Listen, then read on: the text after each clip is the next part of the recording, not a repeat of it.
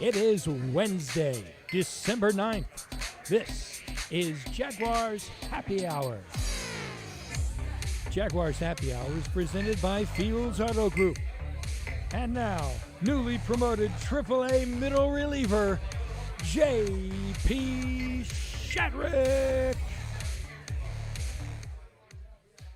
By the Fields Auto Group, J.P. Shadrick with you. We have a busy show ahead today. As always on Wednesday, Bucky Brooks from NFL Network joins us. John Oehser from Jaguars.com joins us as well, senior writer for the Jags. We'll get a scout's view of Mike Glennon. First time out, pretty good. Last time out, wasn't as good. He'll get a start this week against Tennessee. We'll get Bucky's take on that. 11 straight losses now for the Jaguars, trying to really play spoiler the rest of the way for a lot of these teams fighting for playoff spots. The first place Titans among those. They're coming to town this Sunday with Derrick Henry and all the rest. The uniform unveiling, Jimmy Luck will join us at 4:30 to show off what the Jags will wear at home this Sunday. And we'll play Big Game Jaguar as we go into Week 14 of the NFL season. Bucky Brooks, John Oehser with us now. Bucky out in Los Angeles. What's up, man? Man, everything is good. It's all good, JP. My man John over there looking very festive. Very festive in Oehser. Ready to go. I like that. It's John's favorite time of year, and he never disappoints with the Christmas decorations. I'll say that. I love it. Is that an elf on the shelf? I think that's an elf on the shelf. But now, did it move in the last day, or is it just the whole idea? I think is to move the elf every day, right, John? He's dead, JP. You can't move. Oh, well, okay. He didn't quite make it to the holidays. Well, yeah. Let's get to it. Let's start off. Speaking of, the Jaguars are struggling right now. Obviously, 11 straight losses. There was a 5-minute window on Sunday where the Jags had a moment where the Jets had the lead on the Raiders, and then they didn't have the lead on the Raiders anymore. And it was right in the same time frame of overtime and everything going on with the Jags. So there was a lot going on in that 5-minute period until the Hail Mary, and the Jets screwed up everything for us, Bucky. I know, JP, and it's tough for me because I was sitting there watching.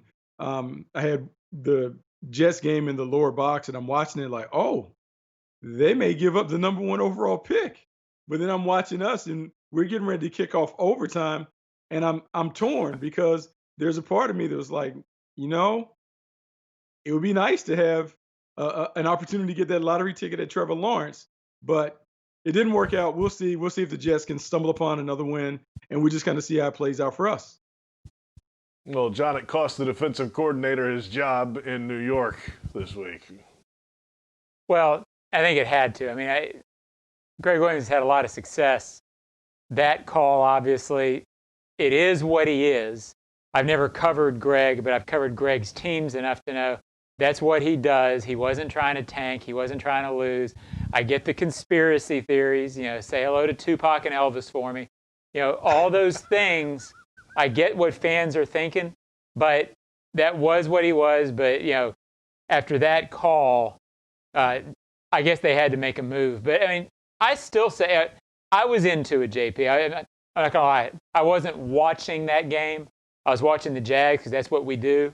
But I had a score tracker on. And when the Raiders scored, I was like, come on. But I'm still not convinced with 4 games to go that this team's not going to win again. Meaning the Jaguars. The last 4 weeks, they've played 3 playoff teams where you can make an argument that they should have won, been in overtime, whatever. This team, I think, may play its way out of that on its own rather than depending on the Jets. Yeah, they're playing hard, Bucky. I mean, they're in some close ball games down the stretch, just can't finish. No, I just can't finish. And I think that's where the talent kind of takes over.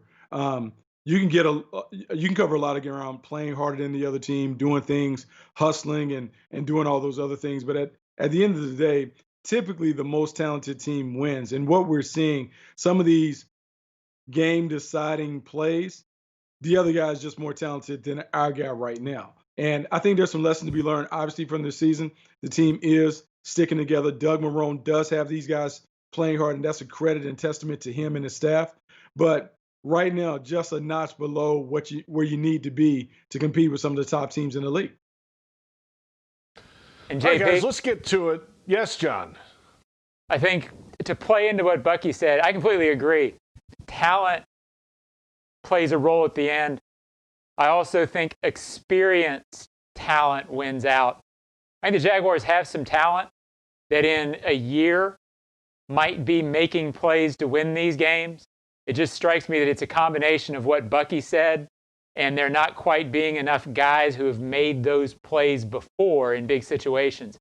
You hope somebody makes one at some point so they can learn how that's done. And now I interrupted, JP. Go ahead with the show. No, that's an outstanding point, John. Thank you very much, because the only way you get experience is to go get experience. Let's start with a guy who has some experience in the NFL at quarterback. Mike Glennon will get the start again this week for the Jaguars, third week in a row, John. And, the outing his first time out was pretty good. Last time out, you see it there. A couple interceptions, lost a fumble, sacked for a safety in the fourth quarter. And he threw that overtime interception that set up the final drive for Minnesota to win the game on a field goal in the final minutes of overtime.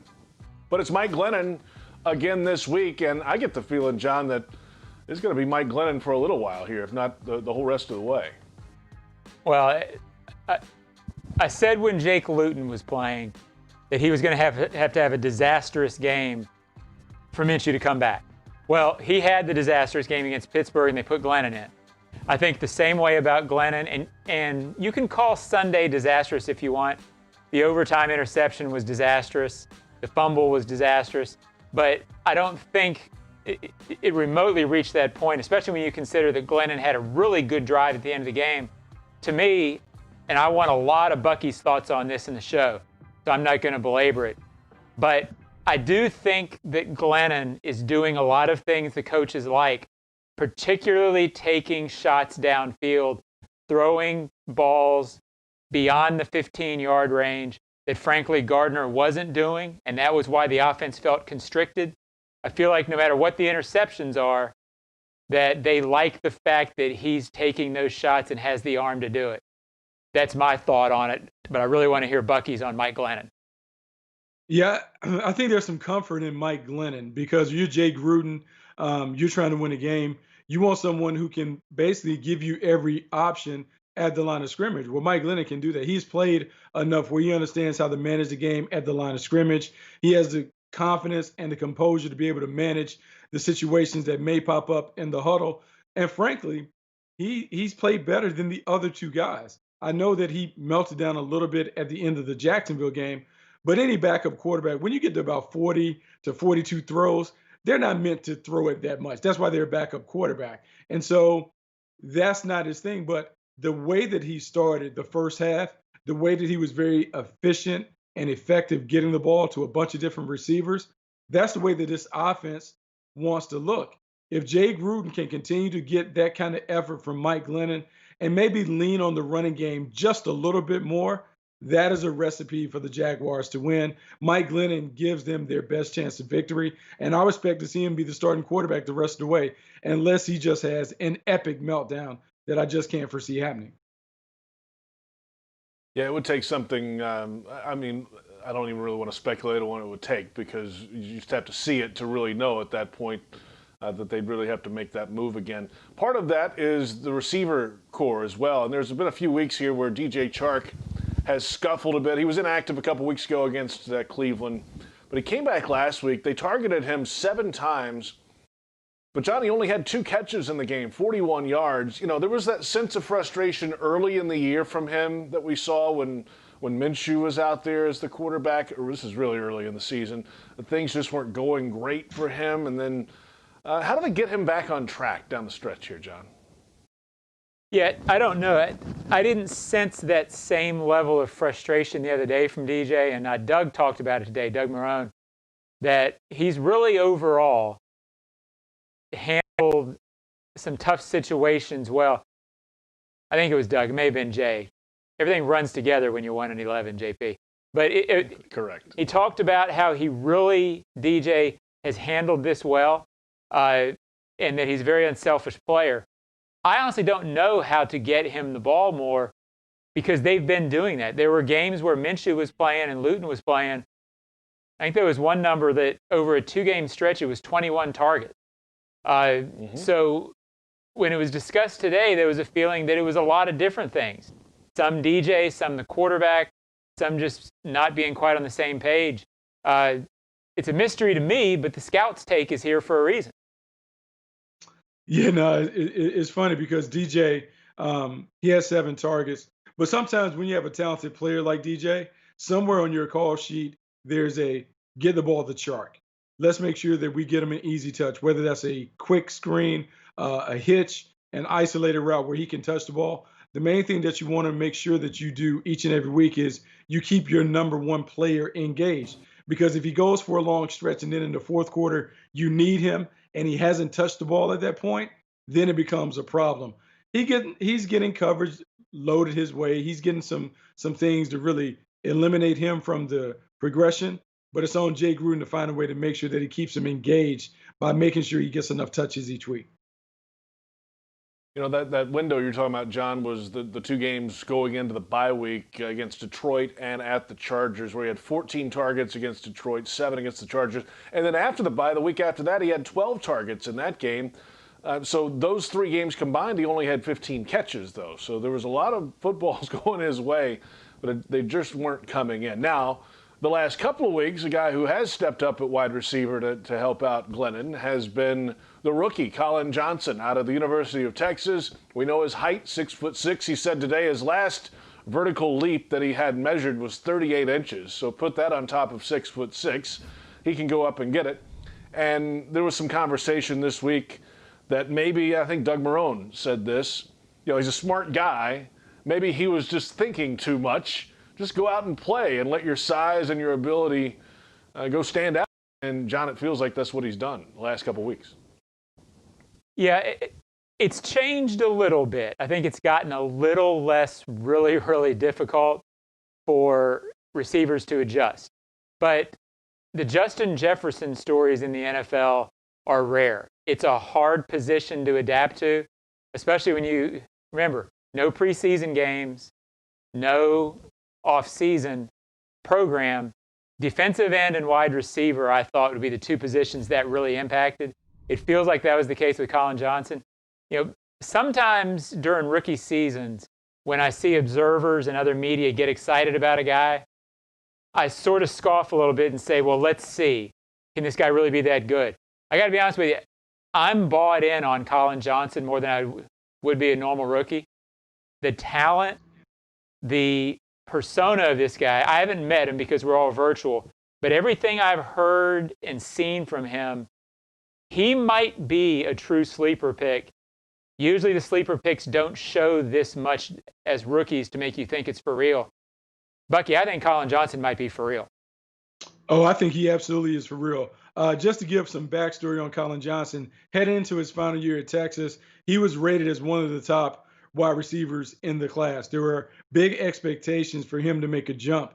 His teammate, Devin Duvernay, basically stole his thunder, had over 100 receptions his final year at Texas, and Colin suffered through some injuries, just didn't get on the field and couldn't perform at a high level. But four-star recruit coming out of high school, 5-star, had length, had athleticism, had leaping ability. All the things that we're seeing him do now, that is what he did very early in his career at Texas. And so sometimes when we talk about a sleeper pick, a guy that is picked on day 3, is not necessarily he was picked on day 3 because he wasn't good. It's because something happened during his final year that prevented him from showing all of his talents. We're now seeing those talents on full display. And I think the Jaguars should be excited because when I think about Chark, Johnson, Shenault, I think this is a very, very solid young wide receiver core that you can build around. Yeah, it's good news. Bucky, I don't want to jump the gun. I'm sorry, JP. Good. I don't want to jump the gun, but can he be a 1 physically? Is his ceiling that high, or is it a 2? Well, I mean, I think conservatively you say he can be a 2, but there's no reason why he couldn't be. If you think about Cortland Sutton in Denver, the big body playmaker coming from SMU, I think Colin Johnson has some similarities in that. I think the thing that we want to see down the stretch, as he continues to make noise, how does he handle when defenses really start paying attention to him? Now, in a perfect world, maybe you have 1A and 1B with Johnson and Chark, and then maybe Chenault is just your wild card playmaker. But really, when you're the Jaguars, you have to feel good about the three young guys that you've been developing. Yeah, that's a thing I think we talked about on Monday night's Jaguars Happy Hour with Prisco and Baselli. You know, you don't necessarily have to have a number one guy. I don't think the Steelers have a true number one receiver right now. If you have three pretty darn good receivers, you can do some things on the offensive side of the ball, Bucky. Well, I mean, we saw that. We saw it in Minnesota. Adam Thielen and Justin Jefferson, they alternate responsibilities as the number one. Normally when that happens, it's a couple things. Either you have a excellent quarterback who is fair and balanced when it comes to the distribution, or you have a system in place that just creates opportunities. Jay Gruden runs a system that's very similar to his brothers, and that system can create opportunities for a guy to be elevated as a number one. I think it could be the perfect world with those two guys being talented and being able to kind of take ownership in a co-number one role. All right, guys, let's come back. We'll preview the running back matchup this week. Derrick Henry, the league's leading rusher, and James Robinson, number 3 on the league's rushing list this year.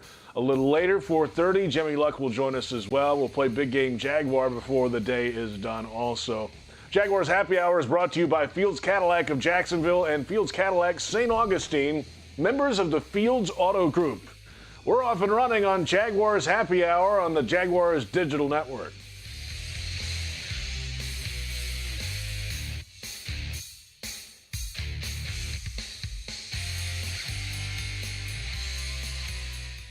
You can step up to luxury now.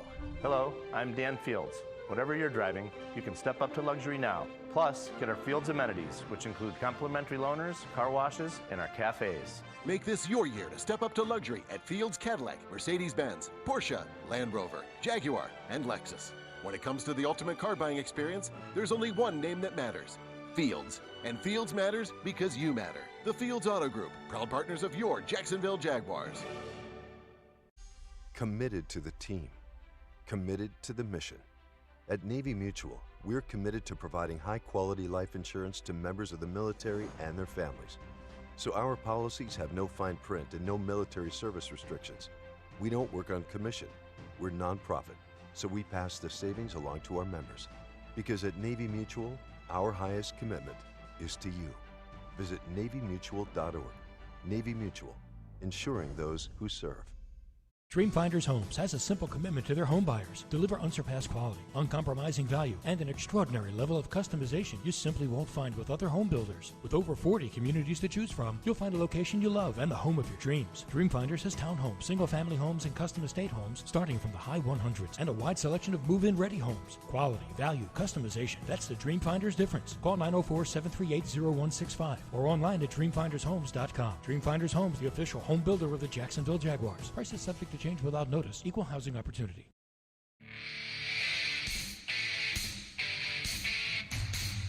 Jaguars Happy Hour is presented in part by TIAA Bank. Created to serve, built to perform. Publix, where shopping is a pleasure. And Baptist Health, changing healthcare for good. Farah and Farah remind you to continue to wear a mask, help prevent the spread of COVID-19. Farah and Farah, protecting you and your family since 1979. And welcome back to Jaguars Happy Hour, presented by the Fields Auto Group. JP Shadrick with Bucky Brooks and John Oehser. The Jags and the division rival Titans coming up Sunday at TIAA Bank Field, a 1 o'clock kickoff time. The game presented by PRI Productions. And you know, we did not mention James Robinson in the opening segment, so let's get to him now. It's a great running back matchup this week. James Robinson, of course, third in the league in rushing and just continues to churn out yardage both on the ground and through the air. You see his numbers there, 4.6 yard per carry average this year. And as we've said on here before, he's always going forward. Of the 212 carries, only 12 are for negative yardage now. He only had one negative rush last week. And he's a steal. He's been a steal all year. And John, I think you said it earlier in the season. You know, he's not good for a rookie. He's not good for an undrafted player. He's just a good running back, and he's a guy you can build around for the long term here, it feels like. Yeah, I have a question for the scout at the end of this, obviously, because I love picking Bucky's brain. But to me, what Doug said today about James Robinson is the most amazing thing about him, the consistency week to week. He has never really had a bad game with the Jaguars.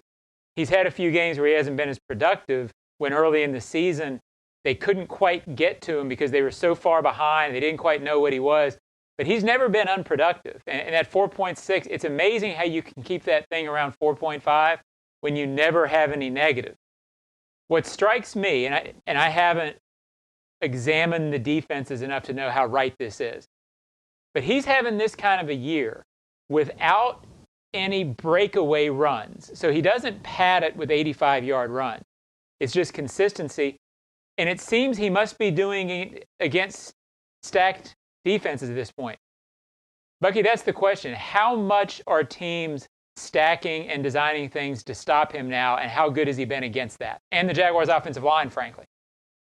He's been good, and the O-line has been good when they've been able to run the football. I think the best part of the Jaguars' offense has been their running game and their ability to set up some complementary play passes. James Robinson is as good as advertised. He's even better than you can imagine as an undrafted free agent. When you dig into his background, I think what we're seeing is past performance does predict future success. He gained 9,000 yards in high school, 2,000 yards his final season in college. He comes to the league. He exceeds all expectations, wins the starting job before we even get to the field, and he has played like a high-level pick. And so the production has always been there. His ability to sense what is needed is beyond his experience and his years in the league. And so when I hear 12 negative runs over the course of a season, that's remarkable because when you don't lose yardage, it is a huge benefit to the offense. It also encourages the offensive coordinator to give you the ball more. And his steady and consistent production has really been a bright spot to this offense. I can't imagine how good he can be when you fix some of the offensive line issues and surround him with a quarterback that can consistently make big plays. This guy's really, really talented. And as he said last week, you know, it's the equivalent of a college season right now. And I think, John, we touched on this last week, too. You know, it doesn't feel like he's going to slow down. I mean, we hear about the rookie wall and all that all the time. But with this guy and the way he prepares and goes about his business, it doesn't feel like that's going to happen for him. Well, you wouldn't think. He's only got 4 games left, and you haven't seen signs of it yet. And I've thrown out the Emmitt Smith analogy. I had a reader throw out a good one a couple of weeks ago. Maybe Curtis Martin. You know, these guys who aren't necessarily spectacular, but they never seem to take hits, so their body doesn't wear down. To me, you know, you talk about a quarterback having field vision and football sense. That's how James Robinson runs. He runs like he knows where more defenders are than most running backs do. And he's got great vision with it. For all those reasons, I don't see him slowing down because nothing's been fluky. He doesn't have any games where, like, I'm not knocking Leonard Fournette, but some of Fournette's big games with the Jaguars were, you know, 15 carries for 20 yards and then a 65-yard run. Well, James Robinson doesn't have any of that. All of his are 8, 4, 7, 6, 1, 2. That's consistency, and I don't think you need fluke to do that. I don't see him slowing down. No, I will say this. You brought up Curtis Martin, which I think is a great example of comparison. How about I throw out Frank Gore? Because when you look at Frank Gore and you look at their body types, they're very, very similar. I think he's a more natural pass catcher than Curtis Martin. I think that's where the Frank Gore comes from. And I'm talking about vintage Frank Gore, 2005, 6, 7, in the 2000s when he's really kind of getting it going. I think James Robinson has some of that ability. And I think if you're a decision maker and as you're building your team, I think you feel great about your number one spot at running back. Now it's about how can we build the rest of this offense to make sure that we have a running game that highlights and elevates him while having a passing game that elevates and accentuates whatever the quarterback is able to do whenever we bring that guy in. All right, we move from James Robinson to the other side of the ball for the Jags. Last week, the Jaguars defense, I think, played pretty well in general in that game. Dalvin Cook, the second leading rusher in the NFL last week, was held to 120 yards. You say held to 120 yards, but over 32 carries, a 3.8 average. They didn't really let him break away for any big runs. His longest run in the game was 12 yards, and he's a guy that can explode on you and go for long distances. Well, speaking of guys who can explode and go long distances, Derrick Henry comes to town this week, and he's the league's leading rusher, and we know firsthand what can happen when he breaks contain, gets outside against little guys and starts pushing them around with his left and right hand and running down the field. That's when he's really dangerous, obviously. And you know, I think early in the year, this was a different defense back in week 2, obviously, John, but their focus certainly early in the season was to slow down the run in general. And they made that a focal point in the week 2 game against Tennessee, and they held him pretty tight in that game, 25 carries for 84 yards, John. Yeah, and it felt sort of similar to some of the other Jaguars games in the sense that a concerted effort to stop the run, a very good job doing it. And then at the end of that game, Henry kind of got some of his, which he's going to do. What's concerning about Henry this week to me with the Jaguars, for the last couple of weeks, you've seen a little bit of a pattern, which isn't surprising. Against Cleveland, good run defense. And then in the second half, it got away from him because Cleveland kept doing what they do. Minnesota sort of did the same thing. Stopped Dalvin Cook. I don't think he was as good against the Jaguars. But as we get into those later rounds, those body blows move you around a little bit. Defensive backs don't want to have to tackle a big guy in the third and fourth quarter. It is just a physical nightmare. And so if you can stop him early, if you can get a lead, if you can take that out of the equation, that's the best way to thwart the Tennessee Titans. Now, of course, when Derrick Henry runs the ball as effectively as he can, that opens up the passing game for Tennessee. And Ryan Tannehill's been a huge part of their success, of course, this season, the way he has played at the quarterback position. You see his numbers there. He's right on target to jump above 3,000 yards this week. Touchdown-interception ratio is fantastic. He's been over 100 rating in 8 games this year. But it works in tandem, right, guys? I mean, if you have that run game established, you can play action off of that, John, and Tannehill has a second life as a quarterback in the NFL now in Tennessee. Yeah, he fits what they do.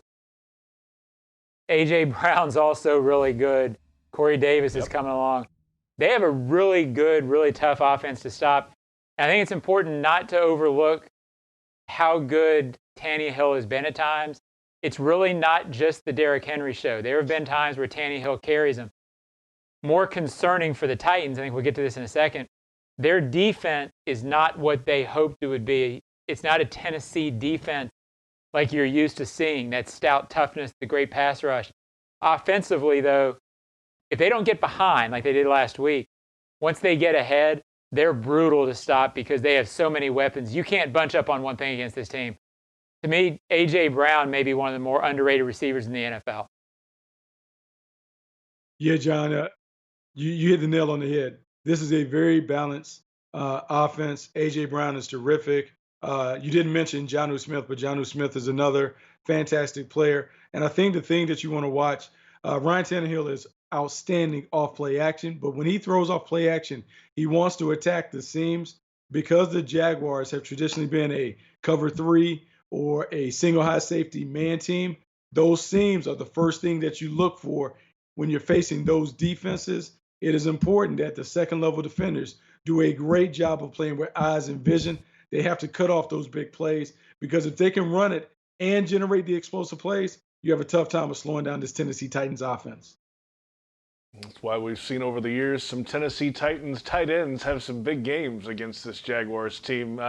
Jonnu Smith had 2 touchdowns in the game back in week 2, if you'll remember. And Smith was inactive last week. I think he had a knee issue. We'll see what his status is for the game moving ahead. Let's come back in a moment. We'll touch on the Jaguars defense or the Titans defense a little bit later. Jimmy Luck's scheduled to join us here in just a moment, and we'll play big game Jaguar as well. Plenty to get to, and we're about halfway home. It's Jaguars Happy Hour on the Jaguars Digital Network.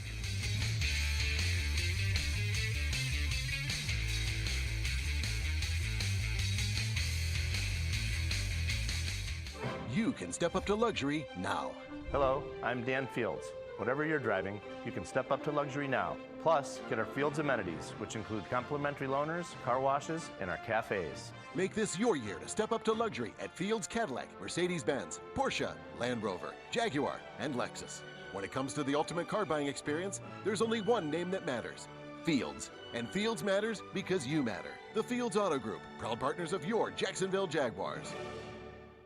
Dreamfinders Homes has a simple commitment to their home buyers. Deliver unsurpassed quality, uncompromising value, and an extraordinary level of customization you simply won't find with other home builders. With over 40 communities to choose from, you'll find a location you love and the home of your dreams. Dreamfinders has townhomes, single-family homes, and custom estate homes starting from the high 100s and a wide selection of move-in ready homes. Quality, value, customization. That's the Dreamfinders difference. Call 904-738-0165 or online at dreamfindershomes.com. Dreamfinders Homes, the official home builder of the Jacksonville Jaguars. Prices subject to change without notice. Equal housing opportunity. You won't find a better deal to keep your ride clean than Scrubble's Flexible Service Car Wash. Start in the tunnel wash and experience state-of-the-art equipment while enjoying a soapy light show. Our quality soaps and solutions keep your vehicle streak-free. Every 3-minute car wash package comes with self-serve vacuuming, lint-free towels, window cleaner, and a free air freshener. Visit us at the St. John's Town Center, Fleming Island, and Atlantic Beach. And coming soon to Kernan and Atlantic. Trust the bow tie. You'll know quality once you arrive. Go Jags!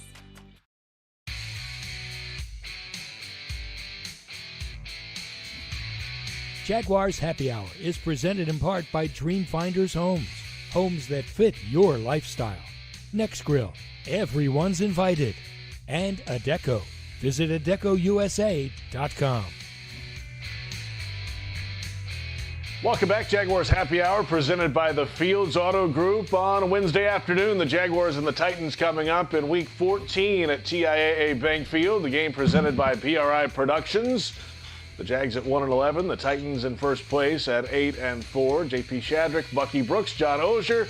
And this is the point of every Wednesday program where James Carl Luck IV joins us, the head equipment manager for the Jacksonville Jaguars from TIAA Bank Field.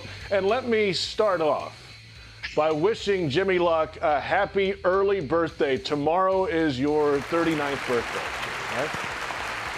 Good boy. Somewhere in that ballpark. Happy birthday. How will you celebrate, Jimmy? Probably just going back home, trying to stay kind of somewhat in the quarantine. We got to get through the last couple weeks here, but we'll wait till the end of the year. Then we'll get together and celebrate, JP. I'm going to guess that electric smoker is going to be rolling tomorrow night. Might get a little bit going on there. It depends on what time we get out of here. I like that. All right, maybe we'll do it on Saturday. We'll do it Saturday. Oh, that sounds pretty good. All right, so this is My Cause My Cleats week. All the guys have different organizations that they paint for their cleats to represent. This is the home game for it, so the Jags will wear theirs this week. How much is the equipment staff involved in that? I know Adriel Roca from the foundation has a big hand in this as well, but if it involves cleats, it involves you guys too. Yeah, a little bit. I mean, Adriel obviously does the heavy lifting. This is one of his, things that foundation does. It brings a lot of awareness to players' foundations and stuff. So Adriel works a lot with the players and gets all that done. We basically just make sure they've got the shoes that they want, and we get them to him, and he gets with the players with what they want on there. We'll give him some feedback a little bit from prior years. We try to help them out by getting like an all white shoe, maybe a little easier to paint. But again, like I said, he does all that, and hats off to him for getting all that together. So, this is one where you're coming back home and it's December, and the weather forecast this week, what are we looking at? Should be pretty nice. This is, I guess, the at least I feel like some of the best times, a little cool in the morning, not too hot in the afternoon. I think it's supposed to be around mid 70s, right in the middle of the cool front we got now and one coming in after. But we should be okay. Maybe a few clouds, tiny % chance of rain, but it should be a nice day out there at the bank. I like that. Coming up Sunday, Week 14, the Jaguars and the Tennessee Titans. My Cause My Cleats week. Now, have we gone through every possible combination of uniform this year, or what's left on the sheet that we haven't got to yet? There's I guess we've got one more we haven't done yet that we may get to a little further down the road. We hadn't done the white jerseys and the teal pants yet. So we may see that at some point soon. Not sure yet. Okay. All right. I like the teaser. Guessing out there. I must say, there was a buzz, John, after last week's appearance on here by Jimmy on social media about the whole idea of possible changes in the next year or two. I mean, I didn't have any tweets the rest of the week that blew up like that one did, John. That was huge. Well, people like uniforms. They may not like Jimmy, but they like what he does. I really don't like all the changing uniforms. I'm not that guy. I kind of wish just stick with it and stick with, I like Alabama's uniforms, JP, just the old school stuff. Yes. But then again, I'm old, so I'm fine. Jimmy, you keep doing what you do. I like you, even if people don't. Well, I appreciate that. And like I say, I don't I didn't mean to create a buzz. I just said it was, a possibility. I don't know where all that stands, but we've got what we got this year, and then whatever happens in the off season, happens. Yep. But yeah, we're this back half of the season wearing black at home. So, but we'll see what happens in the future. He's reeling it back in from last week. That's okay. That's okay. All right, well, let's get to this week. The Jaguars and the Tennessee Titans, a division I can't give away rival. Everything. I mean, we got to keep the show going for next year and everything. So we got to dangle some carrots. I like that. Yes, you bump the bait a little bit and see what bites. It makes sense. Hey, let's get to this week's game. And what will the Jaguars wear this week, Jimmy? Please. All right. So since we're at home, and like I said earlier, we've got the back half. We're going with the black jerseys. Colin Johnson had a big game last week. Big game Jaguar. Yes, he did. And the players really liked it, so we're going to roll back with the black on black. So they were pretty fired up about that last week. So we'll go back on black on black.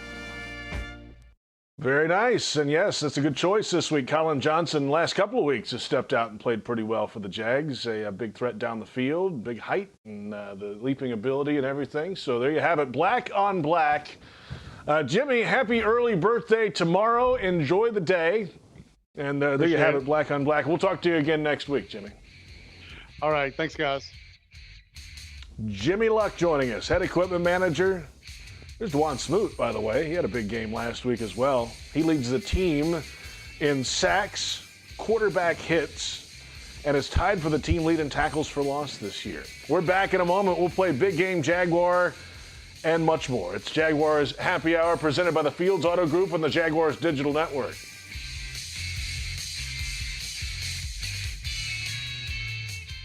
You can step up to luxury now. Hello, I'm Dan Fields. Whatever you're driving, you can step up to luxury now. Plus, get our Fields amenities, which include complimentary loaners, car washes, and our cafes. Make this your year to step up to luxury at Fields Cadillac, Mercedes-Benz, Porsche, Land Rover, Jaguar, and Lexus. When it comes to the ultimate car buying experience, there's only one name that matters: Fields. And Fields matters because you matter. The Fields Auto Group, proud partners of your Jacksonville Jaguars. Why do you choose Farah and Farah? First, we have the financial resources to take on any insurance company, and our track record proves that we know how to win. Our attorneys and staff are a team, and we've worked together for decades. To us, our job is much more than just a paycheck. We love to help, and this is important. We never forget. It's not about us. It's all about you. Farah and Farah, Jacksonville. Jaguars fans, game day is back, and while it might look a little different this year, the good times, smooth drinks, and tailgate excitement will never change when you're cheering on the Jags with Jameson. So pull up a seat, pour a smooth Jameson, ginger, and lime, and enjoy game day with Jameson. Taste responsibly. Jameson Irish Whiskey, 40% alcohol by volume, 80 proof. Product of Ireland. Copyright 2020. Imported by John Jameson Import Company, New York, New York.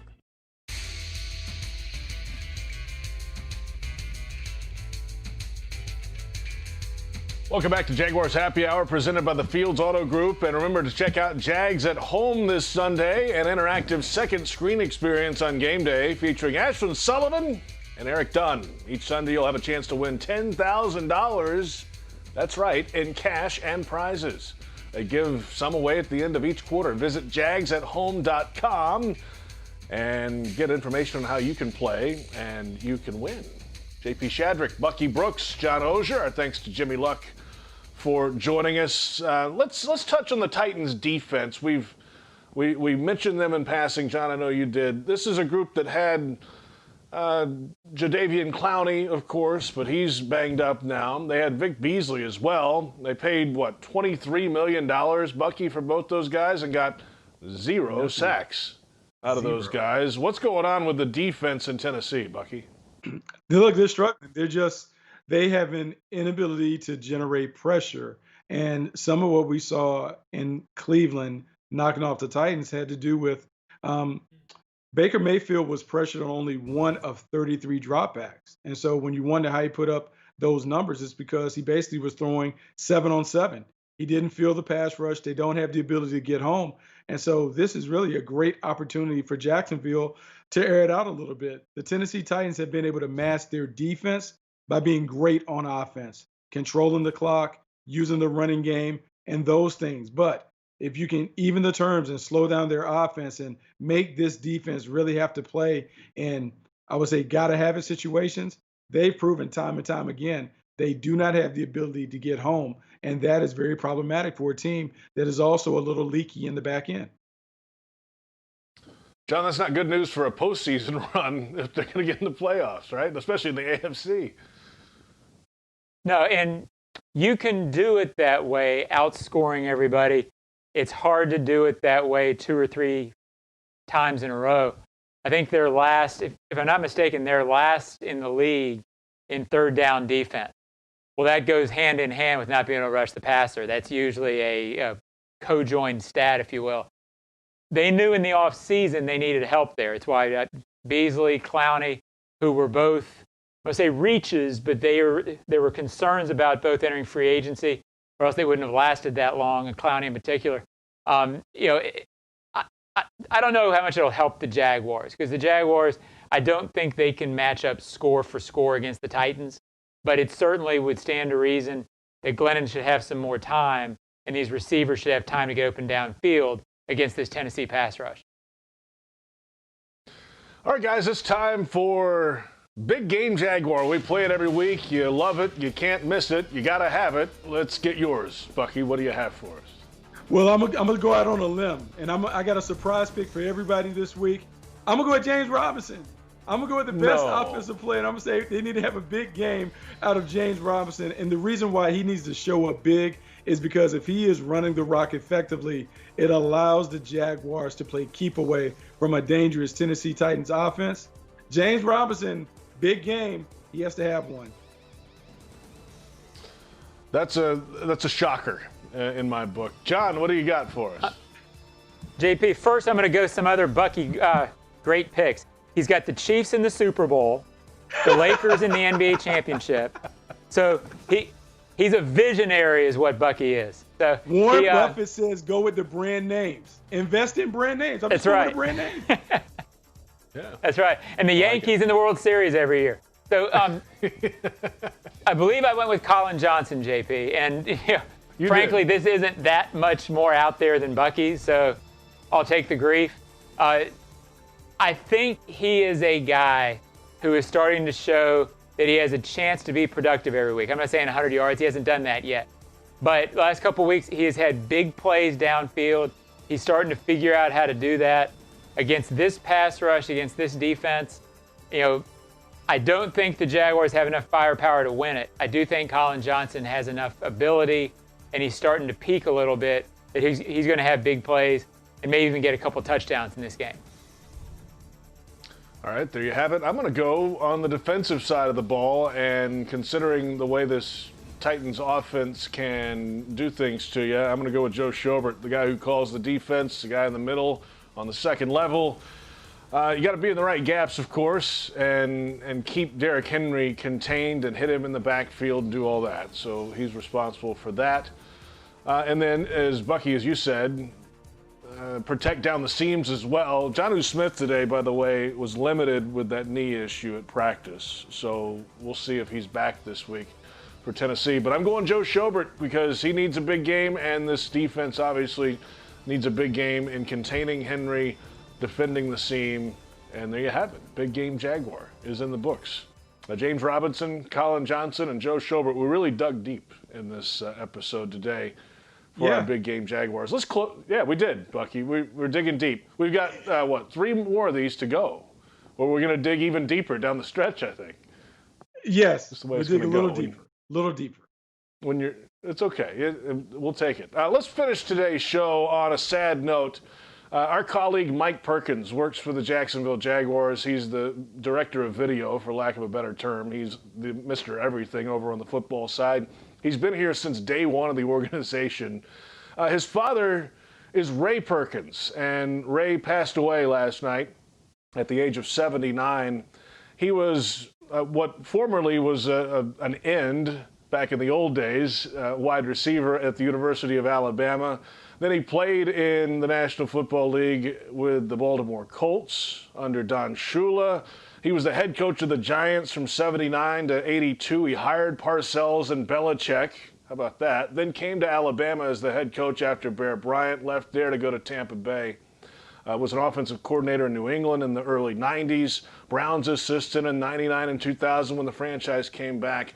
But our condolences to the Perkins family. Ray passed away last night. I found this in my little collection here from 1966, a game program for the Alabama-LSU game, number 88, Ray Perkins on the cover. This was the year that Ray was an All-America end for Bear Bryant, and the quarterback was Steve Sloan that year. Before that, it was Joe Namath. After that, it was Kenny Stabler. But I just found that interesting. I found it today and wanted to show it off on the show. Ray Perkins at 79. What a mind he was in football, Bucky. Absolutely great mind. To me, he's synonymous with Alabama. I think about being a kid watching those Alabama teams. Yes, I remember him in the National Football League, and he certainly will go down from his time with the Giants as a kid watching Lawrence Taylor play there with the Giants. It's something to behold. But yeah, great man. My heart goes out to Mike and his family on the loss of their dad, because that is a devastating loss. Yeah. And John Perkins is a both big influence in our building. Have given their lives and families to football. So again, Mike Perkins, great guy. Shout out to him, or hearts go out to him. Thoughts are with him, obviously. All right, guys. Great show. Appreciate it. Bucky, we'll talk to you soon. John, we'll talk to you even sooner. And we'll talk to everybody again next week on Jaguars Happy Hour. Our thanks to our entire crew. For Bucky and John, I'm JP Shadrick. It's Jaguars Happy Hour presented by the Fields Auto Group on the Jaguars Digital Network.